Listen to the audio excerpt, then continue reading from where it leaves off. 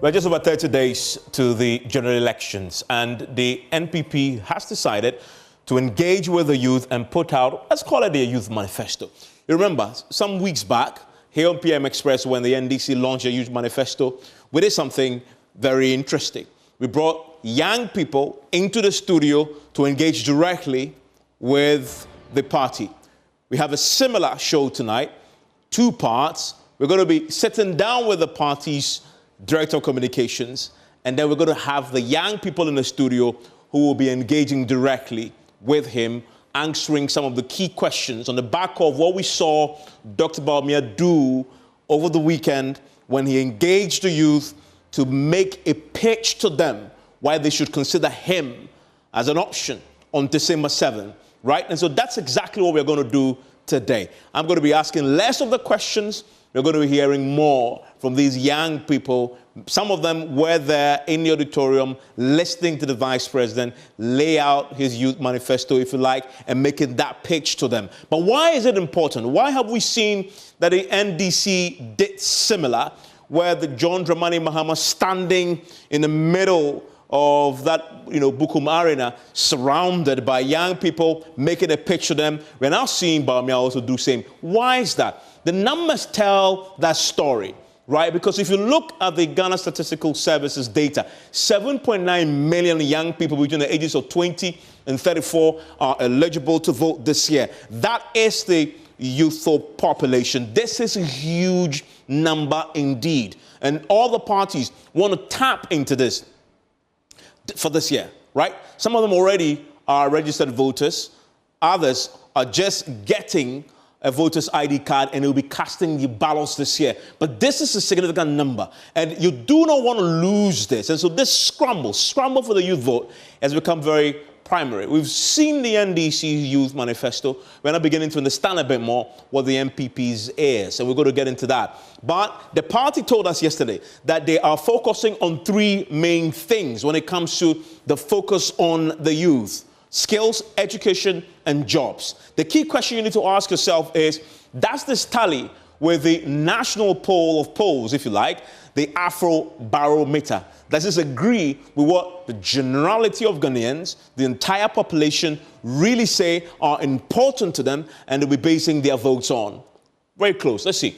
Because we know that the party, though, we'll talk about that brief shortly. That formula, I'll tell you what it is pretty shortly. But this is what I'm talking about. If you look at the top 5 most important issues for the Ghanaian when it comes to the Afro Barometer report, first on the list is employment. And you'll begin to see the skills and jobs playing there in that particular arena, skills and jobs. The NPP had decided to break it down into 2 folds. They're not just talking about employment, fixing this challenge.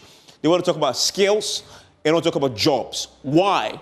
We'll ask them. But it tallies with what we saw in the Afro Barometer report, that majority, 41%, say unemployment is the single most important issue that is important to them as they go to the polls this year. And then, of course, the other key point that we saw under the NPP's top 3 issues that they believe, and as Bawumia says, as he travels across the country, as he engages, the youth have told him, he says, it's education.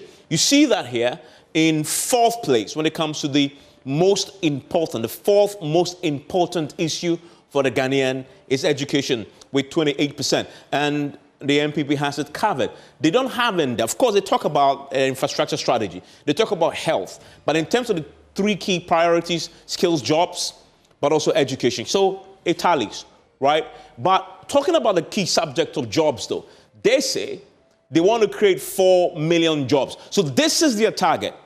All the key interventions that they are proposing, the outcome is to yield 4 million jobs. So if Dr. Bawumia wins, at the end of his 4th term, we will come back and analyze and say, you say all the things that you want to do, your interventions, you'll produce 4 million jobs. Where are the 4 million jobs? Tell us.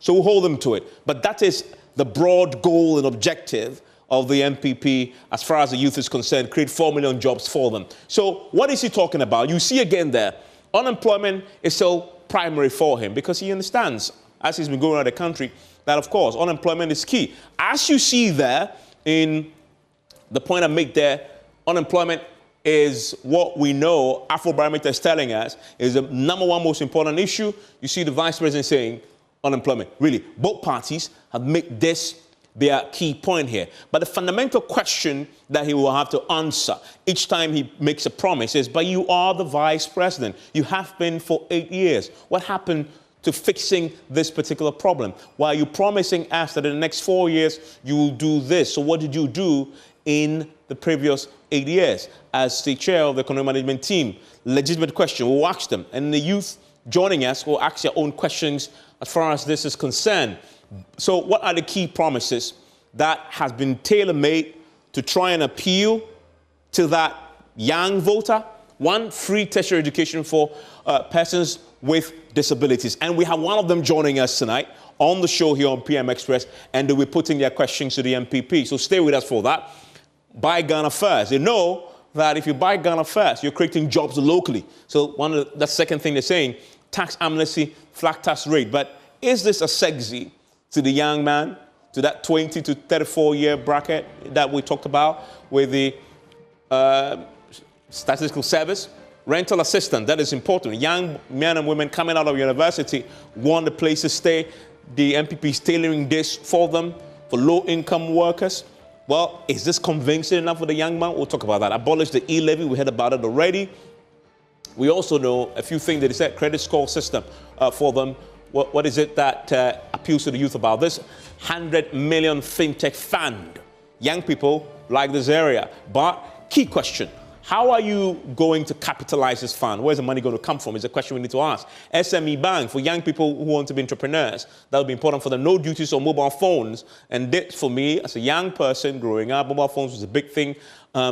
Is this tailored to that? But again, no duties.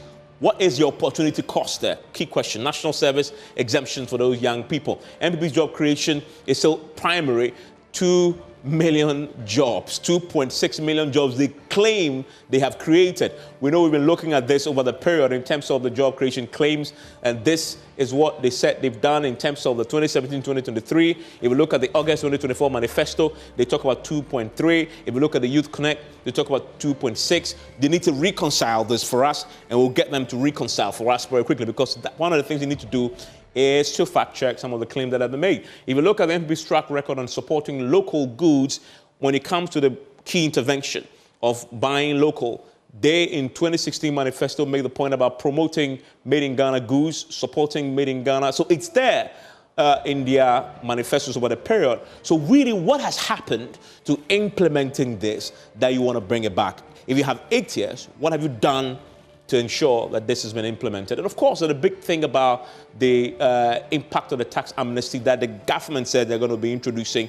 5.2 billion. How are you plugging that gap when you create it? You look at the lost revenue from the e-levy. Once you scrap it, 8.27 billion. Considering the fiscal challenges you're going to have going into the 2025 and 2028, how are you plugging this and filling this particular gap that will be left after you abolish? Key questions.